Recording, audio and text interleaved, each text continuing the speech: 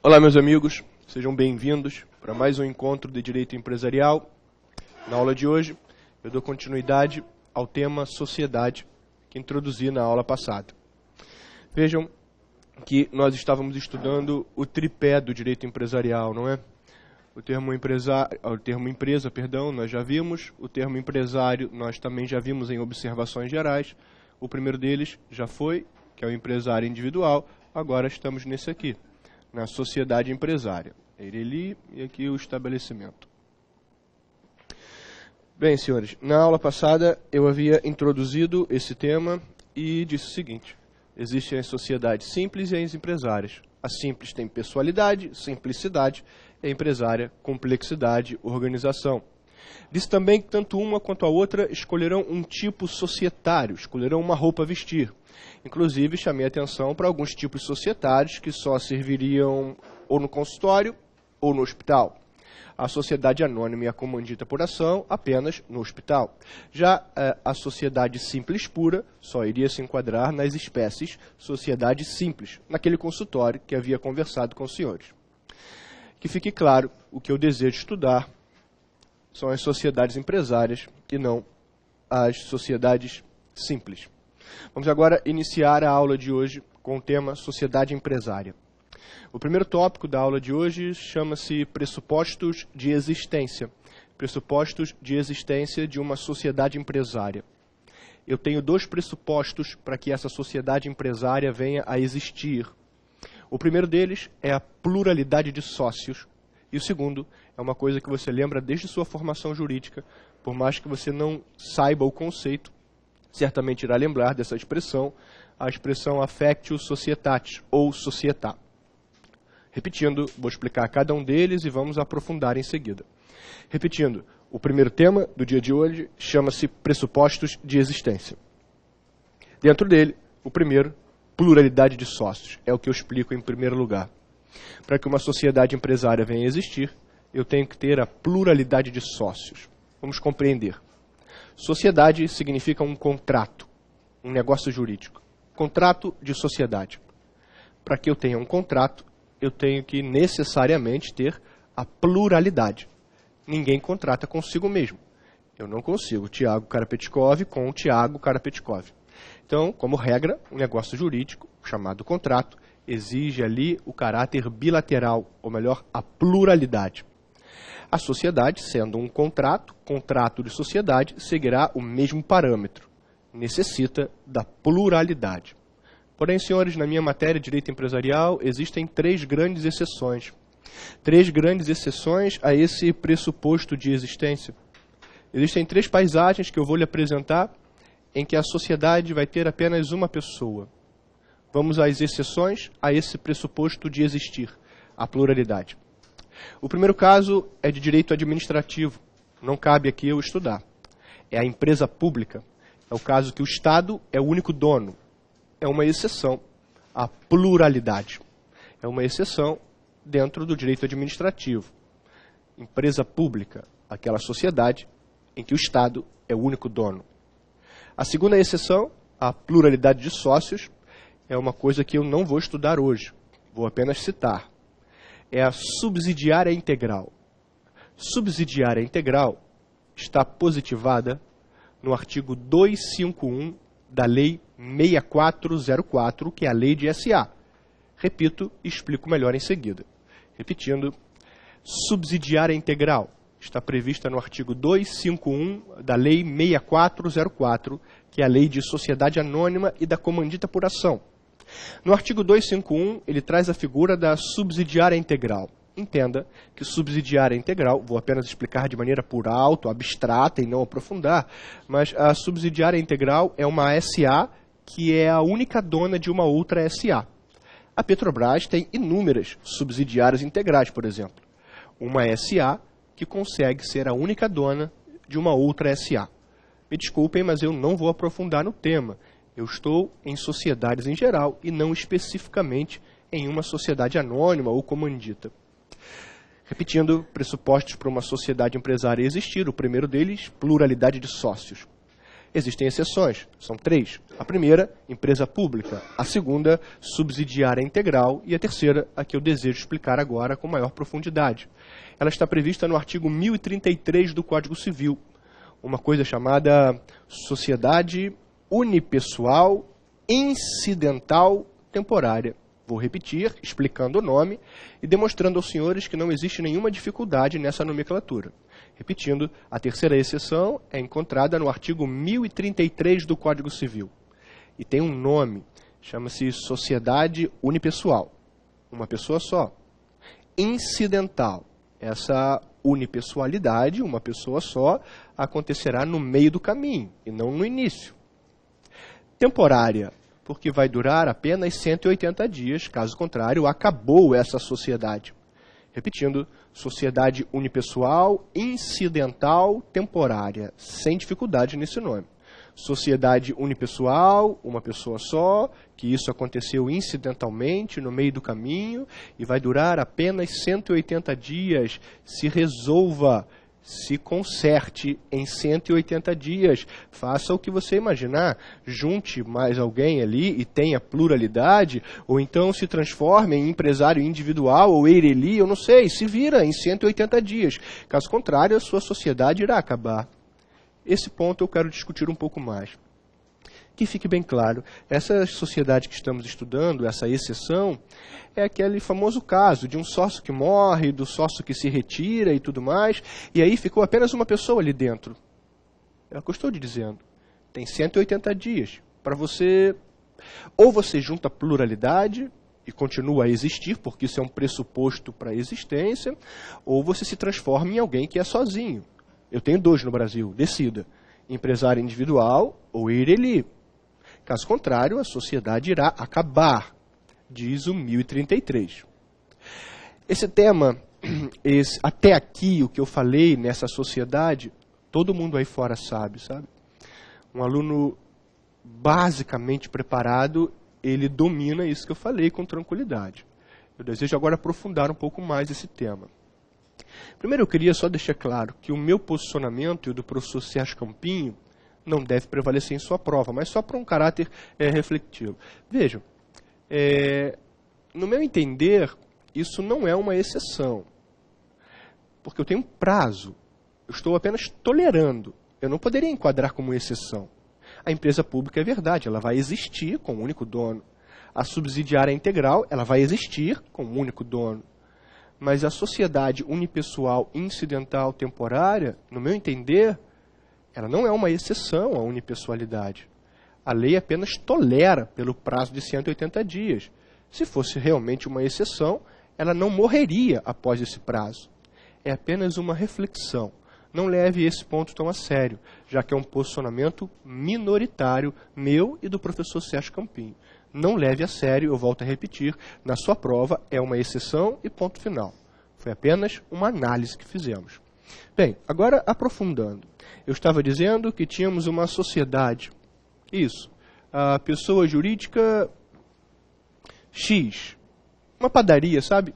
Uma padaria. Tínhamos 2 sócios, um morreu. E ficou apenas um sócio aqui dentro. Eu, Tiago, no meu exemplo. A pergunta de prova, de maneira um pouco mais aprofundada, é no seguinte sentido. Senhores, eu já entendi a sociedade unipessoal, agora uma indagação. A pergunta é, passados os 180 dias, sem eu realizar absolutamente nada e continuar a exercer essa padaria, o que acontece? Eu tenho 2 posicionamentos iniciais. O primeiro posicionamento, que é minoritário, vai dizer que eu tenho uma sociedade irregular. Esse posicionamento é minoritário, sabe? Ele é minoritário porque o 1033 foi muito claro.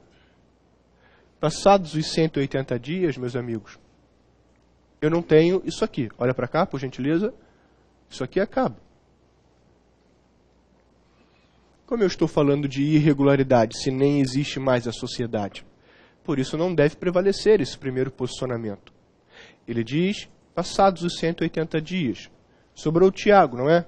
Pois o Tiago está ali, continuou com aquela padaria, no meu exemplo. A primeira corrente vai dizer que se acontece isso, eu tenho uma sociedade irregular. Não é verdade. Eu não tenho mais essa sociedade, sabe? Ela vai se dissolver depois dos 180 dias. O que realmente importa a vocês é a segunda corrente. Vejamos as conclusões do segundo posicionamento. Na segunda corrente, eu devo analisar quem sobrou. Porque pode ter sobrado um sócio pessoa física ou pode ter sobrado um sócio pessoa jurídica. Caso tenha ficado um sócio pessoa física, ora, senhores, pessoa física exercendo empresa no Brasil, se eu analisar os meus 3 empresários, é a aula passada. Pessoa física exercendo empresa no Brasil chama-se empresário individual. Só que ele nunca foi a registro, ele manteve, depois dos 180 dias, uma conduta equivocada. Então, eu afirmo aos senhores que tenho um empresário individual irregular. Lembra? Irregular? Aquele que não foi a registro, aquele que está em desarmonia com a lei, em desarmonia com o registro público. Se sobra um sócio que é pessoa física, ele continua a exercer essa padaria, eu passo a enxergar uma pessoa física exercendo empresa. Eu não tenho mais aquela pessoa jurídica, lembra? Ela acabou depois de 180 dias. O que eu tenho agora é uma pessoa física exercendo empresa. E uma pessoa física exercendo empresa chama-se empresário individual. Como nunca foi a registro, não alterou sua posição registral, em desarmonia com a lei, chama-se empresário irregular. Individual, desculpa, e irregular. Agora, a outra paisagem. Senhores, compreendem que uma pessoa jurídica pode ser sócia de outro? Isso é absolutamente normal. Estava até dizendo da Petrobras, não é? A Petrobras tem inúmeras participações. A OAS, que está em recuperação, tem inúmeras participações. A Delta Engenharia, que está em recuperação, e a OGX, e assim por diante. É normal uma sociedade que está dando certo ter investimentos em outros ramos. Eu posso, então, enxergar, senhores, que o sócio que ficou é uma pessoa jurídica. Por que não? E aí eu passo ao desmembramento dessa segunda corrente. Se tenho uma pessoa jurídica exercendo empresa, senhores, no Brasil, pessoa jurídica exercendo empresa, eu tenho 2 possibilidades. Ou vai ser uma sociedade empresária irregular, ou então será uma EIRELI irregular. Pois bem, essa é a corrente majoritária. Repetindo, senhores, a minha pergunta foi a seguinte. O 1033 do Código Civil fala de uma sociedade unipessoal incidental temporária. A minha pergunta foi, passados os 180 dias, se aquele que ficou ali, aquele que sobrou, continua a exercer atividade, o que temos? Bem, o que temos é que a sociedade antiga acaba, e eu tenho que analisar a figura interna. Se o sócio que sobrou é uma pessoa física exercendo empresa, chama-se empresário individual, embora esteja irregular. Se o sócio que sobrou é uma pessoa jurídica, chama-se ou sociedade empresária ou EIRELI, ambas de maneira irregular. Que fique uma coisa muito clara a todos vocês. Não há nenhuma igualdade entre esses 2 posicionamentos. Absolutamente nenhuma igualdade. No primeiro posicionamento, ele disse que aquela padaria, a pessoa jurídica X, era irregular. Eu não estou dizendo que ela é irregular, ela acabou. Eu estou dizendo que esse sócio, fora dessa padaria, é a farinha Dona Benta. A farinha Dona Benta ela é tão bem sucedida que ela tem vários investimentos ao longo do Brasil. Inclusive essa padaria que eu estava lhe dizendo. Ela tem investimento, ela tem cotas nessa padaria. A padaria acabou. A Dona Benta, que fornece farinha para o Brasil inteiro, tem vários investimentos e um é essa padaria. Essa padaria acabou. Eu tenho a Dona Benta exercendo atividade de maneira irregular. Essa atividade irregular contamina essa pessoa jurídica chamada Dona Benta. Não a padaria, mas a pessoa jurídica Dona Benta e todos os seus investimentos. Repetindo, eu não estou falando que essa pessoa jurídica chamada X é irregular. Ela acabou. Eu estou falando que a sociedade que detinha cotas está irregular. É isso que estou falando. Compreendem o que digo? Eu comecei de um ponto básico, dizendo a vocês pressupostos de existência, explicando o primeiro deles, pluralidade de sócios. Expliquei 3 exceções a essa pluralidade, empresa, pública, subsidiária integral e uma tal sociedade unipessoal e incidental temporária. Peguei essa terceira e fui até o ponto mais complicado dela numa prova. A pergunta, o que acontece depois dos 180 dias se aquela sociedade, ou melhor, se aquela atividade continua a existir? Eu disse que deveria interpretar quem ficou ali dentro. Analisar se o sócio que ficou foi uma pessoa física ou se o sócio que ficou foi uma pessoa jurídica. Que fique claro, se ficou uma pessoa física, é um empresário individual irregular. Se ficou uma pessoa jurídica, vai se chamar uma sociedade ou uma IRELI irregular. Tranquilo?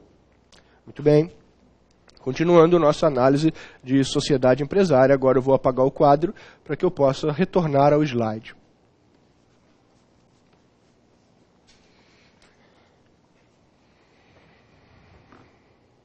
Vamos agora ao próximo pressuposto de existência, a tal da affectio societatis, ou società. Affectio, afeição, sentimento, sentimento diferenciado. Affectio eu tenho em qualquer negociação que eu faço, em qualquer contrato que eu realizo. Eu tenho affectio num casamento. Quando eu me caso, eu tenho a afeição. É um sentimento diferenciado. A vontade de construir uma família, de ter um lar, de prosperar junto com minha esposa. Quando eu fecho um contrato com a NET na minha casa, eu também tenho uma afeição. Que o serviço seja prestado de maneira saudável, de maneira técnica e tudo mais. Mas na minha matéria tem uma afeição diferente. Na minha matéria tem uma afeição chamada affectio societas ou societatis. Entenda o seguinte, quando eu crio uma sociedade com você, eu tenho, a doutrina utiliza muito esse termo, um plus.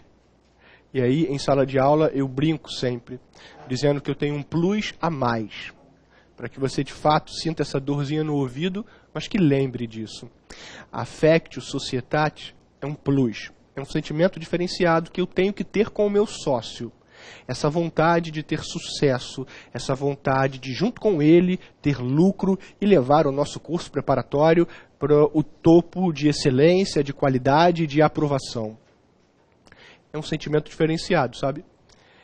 E eu vou lhe dizer que se esse sentimento diferenciado acabar, meus amigos, o tópico que estamos estudando chama-se pressupostos de existência de uma sociedade.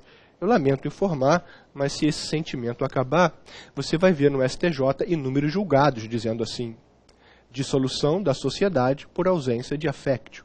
Acabou a sociedade. Repetindo, affectio societatis vem de societas, do direito romano. A afeição, a vontade, o plus nesse nosso relacionamento, para que tenhamos um sucesso, para que tenhamos uma vida próspera com esse nosso curso preparatório que criamos, para que possamos chegar ao sucesso, para que possamos chegar ao lucro. Essa é a vontade. Esse é o sentimento. Diferente de um casamento, de um contrato em geral. Todo contrato tem a afeição, mas o contrato de sociedade, a afeição é tão importante que a hora que ela acaba, a sociedade vai junto também. Agora vamos aprofundar um pouco mais. Então eu estava dizendo que você, por muitas das vezes, vai entrar no site do STJ e vai encontrar vários julgados escritos assim. Dissolução da sociedade por ausência de affectio. Um dos sócios, não é uma briga normal, mas algo que realmente acabou com esse nosso vínculo. Um de nós dois vai entrar no judiciário, se tiver briga, e vai falar, olha, a sociedade acabou. Agora veja aonde eu quero chegar. Abram aspas, porque vou explicar um outro tema. Quero chegar até uma pergunta de prova. Uma pergunta de prova de vocês mesmos, da área federal, de Ministério Público Federal. Vejam, senhores, abre aspas, porque é um outro tema, volto a repetir. Eu posso, dentro do mundo societário, eu posso classificar uma sociedade como de pessoa e de capital. Lembra disso? Certamente você já estudou. Isso. Eu posso classificar uma sociedade como sociedade de pessoa e uma sociedade de capital. Muito bem. Vou exemplificar, vou explicar esse tema bem tranquilo. Uma sociedade de pessoa é aquela que o que importa é a figura do sócio. Como eu enxergo isso? Eu enxergo, a princípio, lendo o contrato social, o estatuto, e verificando a existência de algumas cláusulas. Olha, na nossa sociedade, você não pode vender as cotas para um estranho. O que importa é a sua figura, a figura do sócio. Morrendo um sócio, não quero herdeiro aqui dentro. O que importa era você. Essa é uma sociedade de pessoas, certamente. Repetindo, sociedade de pessoa é aquela que o que importa é a figura do sócio. Não quero que você venda isso para alguém, não quero herdeiros aqui dentro, morreu, morreu, eu pago os herdeiros e vamos ver o que acontece com a sociedade, mas o que importava era você. Isso tudo é melhor. Nessas sociedades de pessoa, eu tenho um sentimento importante com outro sócio. Nas sociedades de pessoa, de fato, eu tenho que estávamos estudando a tal affectio societatis. Isso, a afeição entre os sócios e tudo mais. Já nas sociedades de capital, que agora passo a explicar, bem, as sociedades de capital é bem diferente, é justamente o contrário. O que importa ali não são os sócios, é o dinheiro. Quer vender para um estranho? Fique à vontade. Se esse estranho pagar, seja bem-vindo. Morreu um sócio? Entra herdeiro. O que eu não quero agora é pensar em ter que apurar, ver eles, entregar dinheiro, a sociedade está sem dinheiro para isso. São cláusulas diferenciadas. Eu percebo ali que o sócio não é tão relevante, sabe? Entre um outro sócio e ponto final, é assim que funciona. Morreu, tchau, vem o herdeiro. Quer vender as cotas? Fique à vontade, pode vender, desde que o cara pague e esteja aqui dentro, tudo bem, tudo ótimo. Perceba, eu sigo a corrente majoritária. Perceba que na sociedade de capital, eu não tenho a presença do sentimento, daquele plus que eu havia combinado com vocês. Eu não tenho a presença da affectio societatis. Portanto, se por acaso eu não perceber ela no dia a dia, eu não vou pedir para acabar a sociedade, porque é normal ela não acontecer aqui. O que eu estou dizendo aos senhores é que a affectio societatis não é um pressuposto de existência nas sociedades de capital, entende? É isso que eu estou dizendo aos senhores. Tem uma minoria que diz que é. Não, mas eu tenho afeição para contratar. Sim, eu tenho afeição para contratar na net, com a minha esposa. Eu tenho afeição também nessas. Aqui eu tenho afeição, mas não é a afeição societária. Que fique claro, nas sociedades de capital, eu não tenho a presença da affectio e nem por isso ela vai se encerrar. Ou seja, nas sociedades de capital, a affectio societatis não é um pressuposto de existência. Calma que eu ainda não cheguei onde eu quero. Repetindo, expliquei aos senhores agora que eu posso classificar as sociedades como de pessoa e de capital. Classifico uma sociedade como de pessoa quando o que importa é a figura do sócio. Ali eu tenho a afeição entre nós. E classifico uma sociedade como de capital quando o que importa é o dinheiro. Não tenho a presença da tal afeição. Logo, a falta de afeto não vai acabar comigo, diz a sociedade de capital. Pronto. Agora eu posso trazer a questão que eu queria. A sua prova diz o seguinte: senhor candidato, por toda a sociedade anônima ser de capital, você nunca vai enxergar no STJ ela terminando por ausência de affectio. Essa foi a pergunta de prova oral do Ministério Público Federal. Senhor candidato, vejam, por toda a sociedade anônima ser de capital, nunca ela irá se extinguir, se dissolver, por ausência de affectio. Você nunca vai abrir o STJ e ver uma SA se dissolvendo por ausência de affectio. Era a afirmação / indagação. Vamos estudar. Entenda o seguinte, ainda não é o dia de estudar sociedade anônima, mas desde já você precisa compreender esse ponto. Sociedade anônima. A sociedade anônima, ela pode ser aberta ou fechada.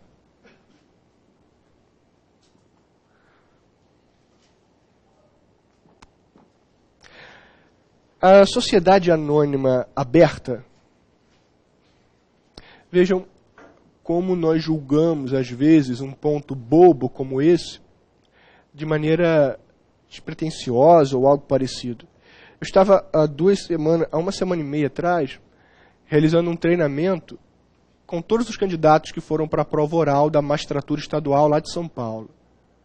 Treinamos e tudo mais, aprofundamos o tema, e na prova oral, o ponto sorteado foi SA. A pergunta-chave do examinador foi o que é uma SA aberta e fechada. Ponto relativamente bem tranquilo, bem tranquilo. Então, às vezes, a gente julga o ponto como algo abstrato, básico e tudo mais. Mas entenda o seguinte, numa primeira prova, ele vai julgar a sua análise de lei e de julgados. Na segunda fase da sua prova, em geral, ele vai analisar divergências doutrinárias. Na terceira, que é a fase oral, acabou a conversa. Olha, muito bem, se você decorou, ótimo. Agora eu quero saber se você tem maturidade para estar aqui. Me diga. Aí ele vai perguntar de pontos básicos, mas para analisar o seu aprofundamento e a sua maturidade. Ele não queria apenas saber isso, queria saber a postura do candidato e até onde ele iria nessa explicação. Aqui vamos parar logo no início, mas ele deveria falar, falar e falar. Então, de um ponto básico, às vezes, vem uma questão prolongada numa prova oral, que julgue sua maturidade. Volte para cá.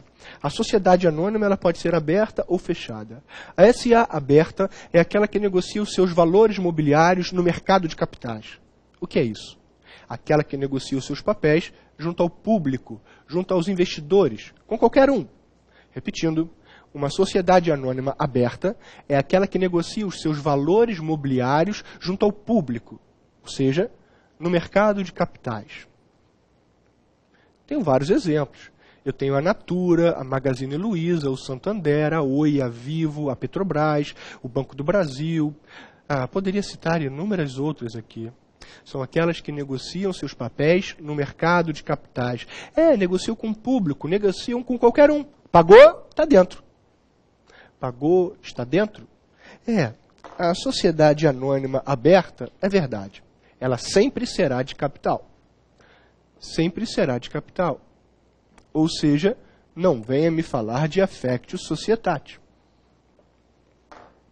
Agora vamos analisar a sociedade anônima fechada. Repetindo, a sociedade anônima aberta é aquela que negocia os seus valores mobiliários junto ao público. No mercado de capitais, pagou, está dentro.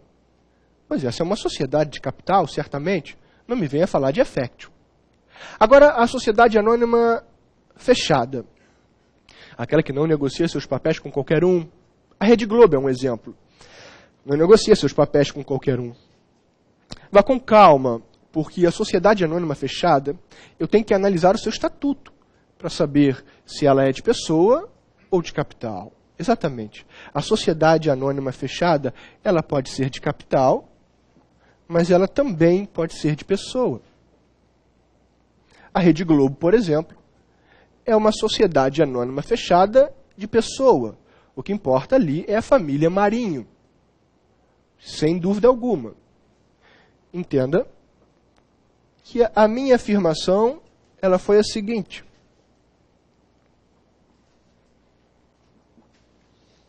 A minha afirmação inicial foi...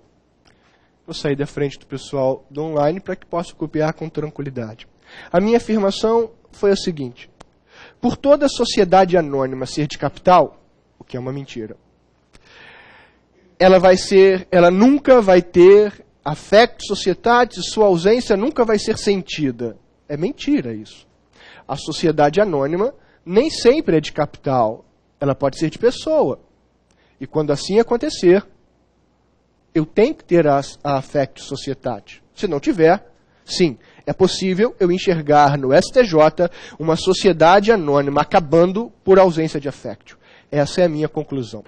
Repetindo, estamos estudando o segundo pressuposto de existência, affectio societate. Desenvolvemos um pouco mais, eu te expliquei que no Brasil e no mundo, nós temos a classificação sociedade de pessoa e de capital. De pessoa, o que importa é o sócio, tem o sentimento, tem a afeição.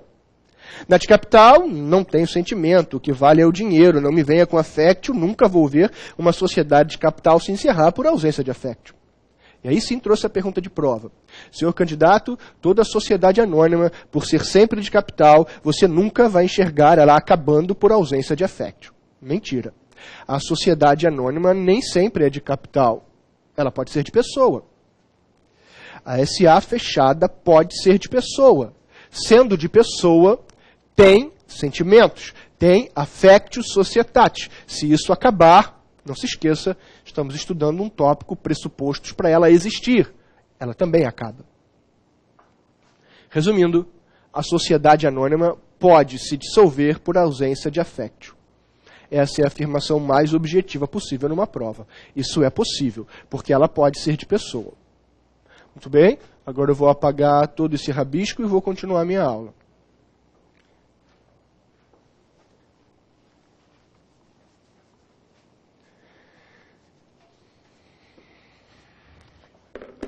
Como eu estava lhe dizendo, na aula passada ainda, muitos pensam que sabe parte geral, sabe? Que não é uma verdade. Muitos vão entender os pressupostos de existência, pluralidade, affectio, mas talvez não aprofunde como nós aprofundamos aqui. A continuidade, quando alguém não tem pluralidade, e a questão da affectio na sociedade anônima. Então são pontos que você ganha em relação aos outros candidatos.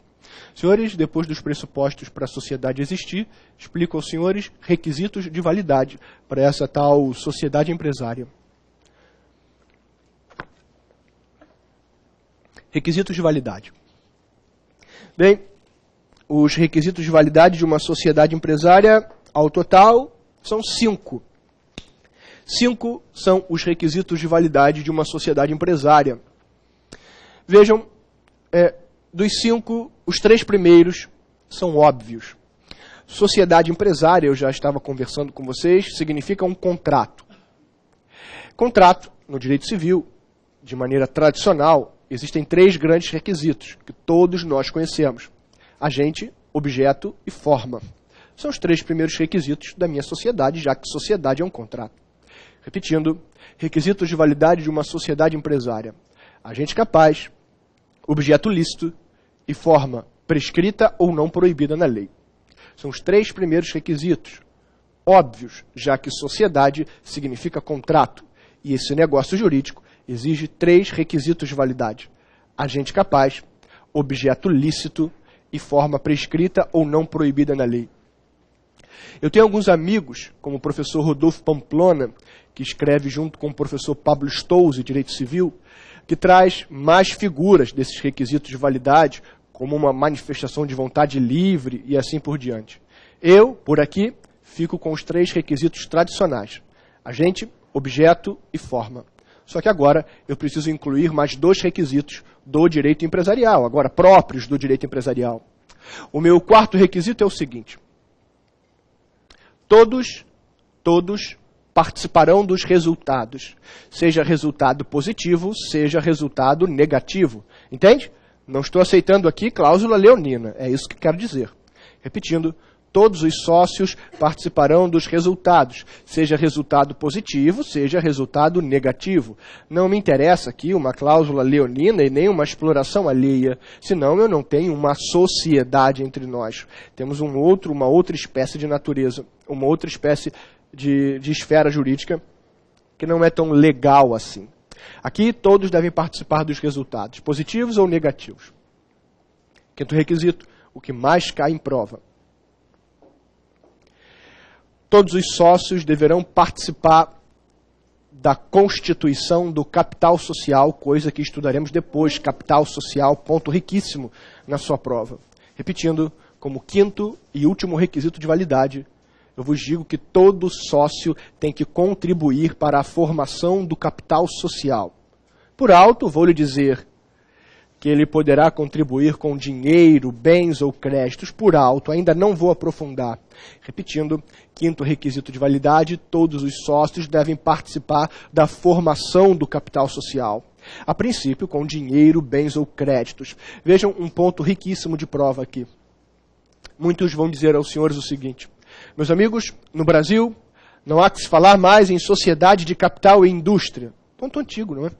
É verdade, eu não posso ter aquela sociedade em que eu entro no curso de vocês só com o meu trabalho, com o meu conhecimento, e vocês com dinheiro. A princípio é verdade, não há no Brasil mais a sociedade de capital e indústria. Eu não poderia mais contribuir com o serviço. Cuidado. Lembra que existem as sociedades simples e as empresárias? e que a sociedade simples poderiam escolher alguns tipos societários, mas o tipo societário simples pura só caberia para aquele consultório, lembra? Pois é, o que esquecem de te dizer, não é o foco do nosso estudo agora, mas é que naquela sociedade simples pura, eu posso sim ter um sócio que contribui com o serviço. Então vamos com calma ao afirmar que no Brasil não pode ter mais um sócio que contribua com o serviço. Calma. Na limitada é verdade, nas sociedades empresárias em geral é verdade, mas na sociedade simples pura, ainda posso ter um sócio que contribua com o serviço. Não é chamada de sociedade de capital e indústria, mas ainda posso ter um sócio que contribua com o serviço. Entenderam o que disse? Nós estamos estudando requisitos de validade de uma sociedade empresária. Estou lhe dizendo que em toda a sociedade empresária, os sócios deverão contribuir para o capital social. Estou ponderando agora. É verdade, no Brasil não existe mais essa nomenclatura, sociedade de capital e indústria. É verdade, nenhuma sociedade empresária pode faltar esse requisito de validade, é verdade. Só estou fazendo uma observação. Na sociedade simples pura, que só veste a sociedade simples, poderão existir sócios que contribuam com o serviço. É só uma observação que está bem distante do ponto que estamos estudando, porque a gente está nas empresárias. Sociedade simples não é comigo, é com direito civil, não lembra? Então que fique claro que no Brasil, se eu estiver diante de uma sociedade simples pura, o que não é o foco do nosso estudo, é possível contribuir com o serviço. Ponto. Esses foram os requisitos de validade. Muito bem, senhores. Agora, observações gerais sobre sociedades empresárias. Assim como fizemos observações de empresário individual, agora observações gerais sobre sociedades empresárias. Ponto importantíssimo para uma área federal como a dos senhores. O primeiro ponto que eu abordo, a primeira observação que trago aos senhores, é se no Brasil é possível a sociedade entre cônjuges. São observações sobre sociedade empresária, o ponto que estamos. Se é possível no Brasil a sociedade entre cônjuges. Vejamos. Em regra, é completamente possível a sociedade entre cônjuges, exceto diante de dois regimes: comunhão universal de bens e a separação obrigatória. Repetindo, é completamente possível no Brasil a sociedade entre cônjuges, exceto quando eu estiver diante de dois regimes: comunhão universal de bens e a separação obrigatória. Não decore isso. Não decore direito empresarial. Não há necessidade nenhuma disso. Não há necessidade nenhuma. Vamos compreender o porquê de existir essas duas restrições. Essa separação obrigatória é fácil de explicar, tem mais coerência. Essa aqui, mais ou menos. Vejamos. É completamente possível uma sociedade entre cônjuges, exceto nesses dois regimes aí que estava falando. Por exemplo, a separação obrigatória. Entenda, então, um exemplo clássico que dou em sala de aula. Eu resolvo me casar com uma lindíssima senhora de 95 anos. Linda, olhos azuis, lindíssima, cabelo todo branco e milionária, completamente milionária. O direito das famílias diz que eu não posso confundir o patrimônio dela com o meu. Eu protejo essa senhora, seus herdeiros, com alguma presunção, seja lá qual for, do legislador, mas ele não quer que eu me misture com o patrimônio dela. E exige o regime da separação obrigatória. Como eu sou professor de direito empresarial, isso seria muito fácil para mim. Eu constituiria uma sociedade empresária, eu e ela, pegaria todos os seus bens, iria transferir para essa sociedade. Em troca, ela receberia cotas, certo? E eu faria um contrato de gaveta com essas cotas. Simples assim, consegui pegar o patrimônio dessa linda senhora. É por isso a vedação. Eu não poderia escolher um outro caminho para fraudar a diretriz do direito das famílias. Se o direito das famílias me exigiu a separação obrigatória desse patrimônio, não seria justo que eu montasse uma sociedade, pegasse todo o patrimônio dela, jogasse para essa sociedade, ela então receberia cotas e eu faria um contrato de gaveta com essas cotas. Ficaria muito fácil para eu fraudar. Por isso, essa abstenção, por isso, essa vedação até mesmo. Então, entenda e não decore. Agora tenta explicar o outro fundamento legislativo, quando ele diz, olha, a sociedade entre cônjuges é absolutamente normal, exceto, primeiro exemplo, na comunhão universal de bens. É o que eu passo a explicar agora. Eu e minha esposa, imagine que eu esteja falando de um casamento onde eu tenha a mistura do patrimônio, a comunhão dos bens dos meus e dos bens que pertencem à minha esposa. Consegue entender que agora é como se eu tivesse um patrimônio uno, meu e dela? Eu não poderia, entende o legislador civilista, eu não poderia criar uma sociedade, dizer que ali tenho 2 sócios e cada um responde com seu patrimônio porque não tem patrimônio de cada um. Eu não tenho a divisão patrimonial, já que é como se eu tivesse um único sócio e o único sócio não é possível em regra no Brasil. É mais ou menos isso, o fundamento do legislador. Alguns discordam, mas é assim que funciona. Repetindo, eu posso ter sociedade entre cônjuges no Brasil, exceto no regime de comunhão universal de bens e na separação obrigatória. Entenda agora um posicionamento majoritário do professor Sérgio Campinho, do professor Ricardo Negrão e também do professor Paulo Penalva.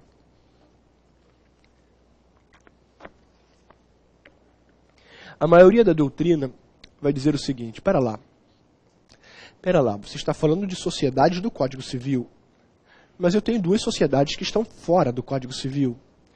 As 2 sociedades da Lei 6404, a sociedade anônima e a comandita por ação. E aí, então, eu devo aplicar uma legislação específica. Analisando essa legislação específica, não consigo encontrar nenhuma restrição a regime de bens do direito das famílias. Que fique claro, então. Tratando-se de uma sociedade anônima ou de uma comandita por ação, não posso criar uma norma quando não existe em lei específica. Não há restrição nenhuma ao regime de bens. Tratando-se de sociedade anônima e de comandita por ação, eu não tenho restrição no regime de bens. Ela pode ser acionista da Petrobras e eu também. Não há nenhum tipo de restrição, infelizmente para alguns, mas não há nenhum tipo de restrição, tratando-se dos 2 tipos societários da 6404. Vamos terminando já o nosso bloco. Chamo a atenção para mais uma observação, faço a revisão do que vimos agora e vamos a um intervalo rápido. Vejam, mais uma observação, lembre-se, eu estou estudando observações sobre sociedade empresária, não se esqueça. Eu falei dos pressupostos de existência, dos requisitos de validade, entrei na sociedade entre cônjuges e agora eu pergunto aos senhores se no Brasil uma sociedade precisa de autorização para existir. É uma pergunta de área federal também. Todas essas observações são de área federal. Repetindo, a minha pergunta agora, a minha observação é se é necessário uma autorização para existir uma sociedade empresária. Essa não é a regra, sabe? Nós vivemos num país livre, onde vigora uma série de liberdades que eu vou citar aqui. Nós temos um país voltado à democracia, nós temos a liberdade de associação, a liberdade sindical, a liberdade do lucro, a liberdade da propriedade privada, a livre concorrência, a livre propriedade, já falei. Enfim, a liberdade é o que vigora no nosso país. Eu não preciso, em regra, de autorização para constituir uma sociedade. Essa é a grande regra. O Brasil é um país livre. Porém, senhores, existem algumas exceções. Repetindo, em regra, no Brasil, eu não preciso de autorização para criar uma sociedade. Aqui vigora a livre associação, a livre iniciativa, a livre concorrência, a propriedade privada livre, o livre lucro. Poderia ficar falando das liberdades da Constituição de 88 aqui, mas acho que todos nós conhecemos um pouco sobre isso. Então, vigora a liberdade. Em regra, eu não necessito de autorização de ninguém. Porém, eu estava dizendo que existem exceções. Sim, instituições financeiras, seguradoras, jornais. São exceções espalhadas na legislação. Sim, uma instituição financeira precisa da autorização do Banco Central. A seguradora precisa da autorização da SUSEP.